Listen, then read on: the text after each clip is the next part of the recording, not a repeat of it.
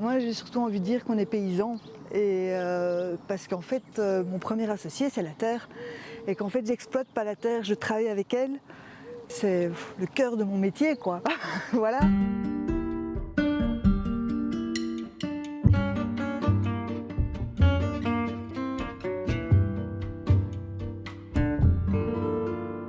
Je m'appelle Sophie, donc je suis maman de 2 adolescentes et dans le maraîchage, donc j'entame ma 4e année. Alors mon parcours est assez atypique parce que je ne suis pas formée au métier. C'est un coup du sort et du destin qui m'a amenée à mettre la main dans la terre de manière un peu plus professionnellement.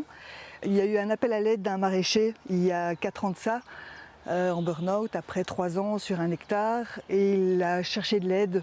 Et donc de là est parti le coup de déclic. Voilà. J'ai appris énormément via les bouquins, via le réseautage, parce que dans le maraîchage, il y a beaucoup de réseautage. Donc aller rencontrer les autres maraîchers à gauche, à droite, aller voir ce qui se passe, poser des questions, et puis surtout observer énormément. En fait, si on cherche une réponse à une question, on la trouve assez facilement. Donc on est sur une superficie, j'ai 30 arts de disponibles, 3 serres et demie de cultivées et une demi consacrée à la pépinière, et je vais développer une pépinière bientôt dans un des espaces intérieurs. J'ai pas mal de travail au niveau de la structure parce que c'est un sol quand même assez tassé parce que c'est du pâturage. Mais donc ici, voilà, tout a été fait à la main. Ça m'a permis d'observer vraiment le sol et de l'avoir en main, de dire tiens, terre compacte, tiens, terre friable. Et donc ça, c'est pour moi quelque chose qui est hyper important, c'est que je préfère travailler 14 heures, mais les mains dans la terre et savoir où je vais, plutôt qu'un tracteur et me dire ok, on retourne tout, on y va, on plante.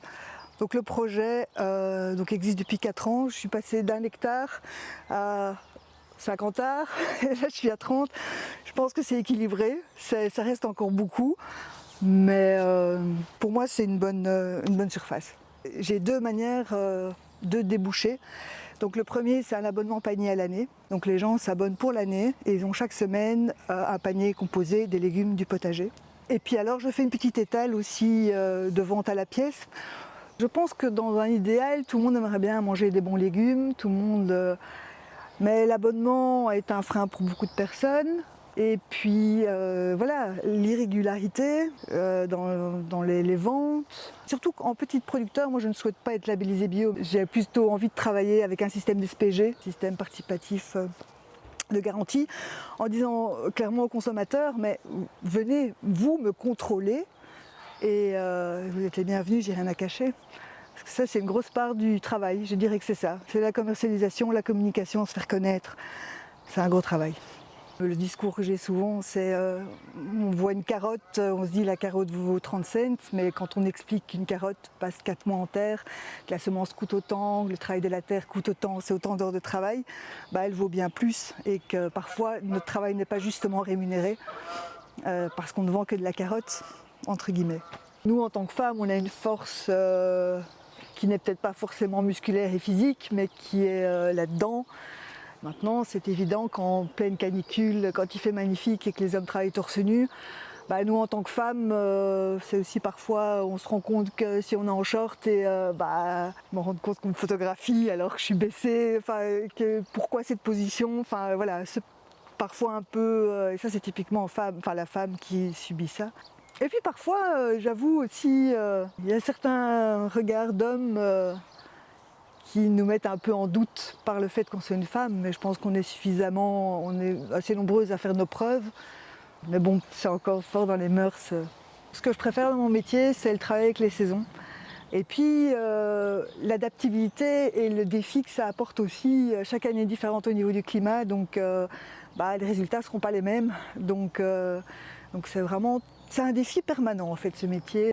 La première chose que je ferais si je devais recommencer, c'est de penser irrigation. C'est vraiment le premier conseil que je donnerais, c'est qu'avant d'installer quoi que ce soit, penser irrigation. Et pour le reste, oui, des surfaces couvertes, quoi. C'était une réflexion que je me faisais, en tant que femme, quelle est l'essence même de la femme finalement, c'est de créer, de donner la vie, et puis de nourrir. Et finalement, on est bien dans notre élément, quoi.